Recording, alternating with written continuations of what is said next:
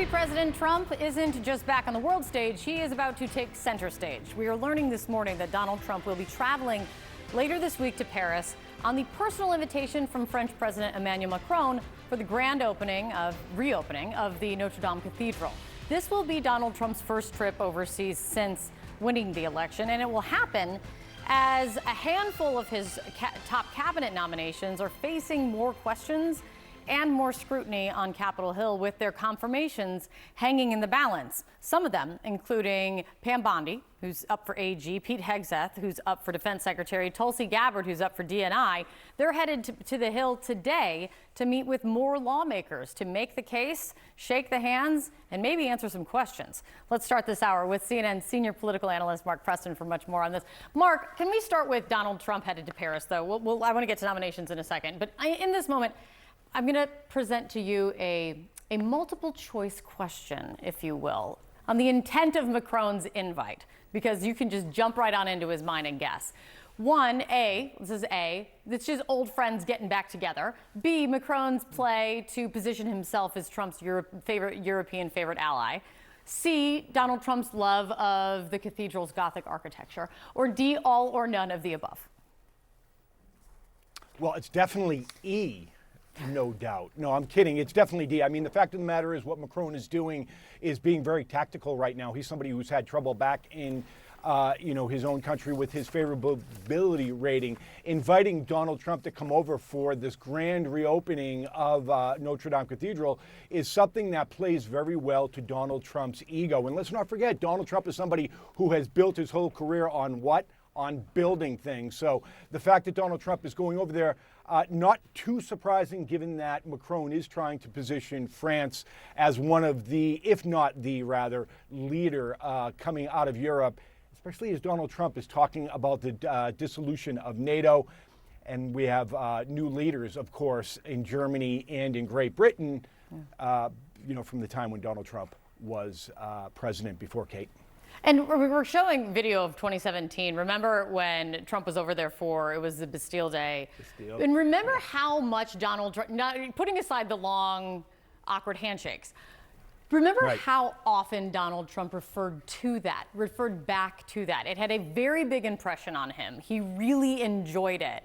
And to me, seeing this invitation from Macron now fast forward to today, it's also world leaders also know Donald Trump this time around. It's not as much of an unknown. Macron will know that Donald Trump will love a grand opening on the scale of Notre Dame Cathedral. Playing to his ego, no doubt, but it's even his threats. We've seen Justin Trudeau get on an airplane and get down to Mar-a-Lago as Donald Trump's been talking about tariff threats between Canada and Mexico. We've seen the Argentine president go to Mar-a-Lago to do what?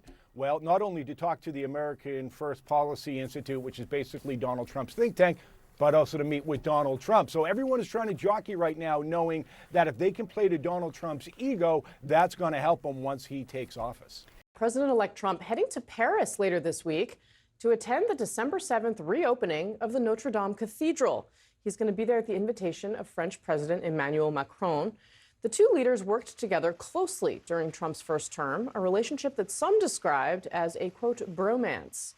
Macron rolling out the red carpet in 2017 when Trump visited France for Bastille Day. The French president explaining why he believes the relationship works when he did this interview with Fareed Zakaria in 2018. We know where we disagree, and we are very straightforward on that, on climate, on trade, on multilateralism. But we work very well together because we have very regular and direct discussions.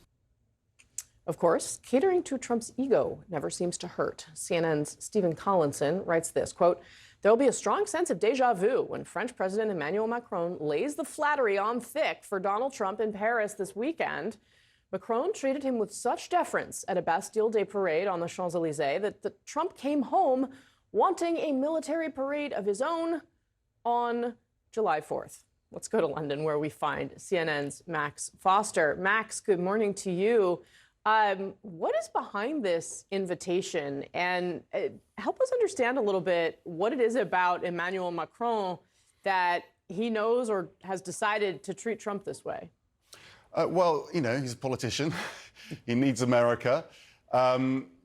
the invitation is, you know, I was there on Friday at Notre Dame Cathedral when Macron was viewing it for the first time. It is absolutely stunning. He described it as the soul of France. It's, you know, on many people's bucket lists. It's a place of worship for many people around the world.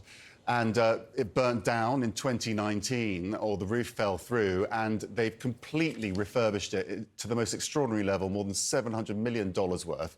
And it's come out like new. So it looks like a completely new building, but actually what the historians love about it is that they've actually just restored it to what it would have looked like in the 12th century. So I think that, you know, this is a big moment for France. So they've invited heads of state, and they were expecting the US ambassador to France to go along, and they've just heard that it's actually going to be President Trump. So it's all being ramped up a level. The background to this is that there's a growing fear in the European Union, of which France is a key member, that Trump is about to launch a trade war against the European Union, which could be hugely, hugely destructive. Knowing Macron, he's going to use this as an opportunity to absolutely throw everything at Donald Trump, give him, you know, the red carpet treatment in front of all of these world leaders at an event the world will be tuning into, and showing how much he can charm President Trump to try, presumably, to just reduce the impact of any sort of trade war that might be coming. Well, and Max, hasn't Trump shown like a particular focus on some things that are French, such as, I seem to remember getting emails from my local wine shop here in Washington, D.C., where they happen to specialize in French wine, and they were very concerned about the impacts of what had been going on under the last Trump administration, because Donald Trump had, you know, focused in on French wine specifically in a way that was stressful. I mean, how much of that is at play here? Well, I think it's, you know, it's the idea that Trump has referred to in the past about the European Union and this trade bloc and getting unfair advantages against the US in the world economy. And it also plays into China because he wants the European Union to block Chinese products coming into the European Union in the same way that America's doing. You know, if you want to be our ally, you need to work with us. But Europe depends on Chinese imports, and if they don't bring them in, the prices are going to go up here, combined with any tariffs that the US is going to put on EU imports. So there's a massive fear that literally the European economy could collapse because of what Trump's about to bring in.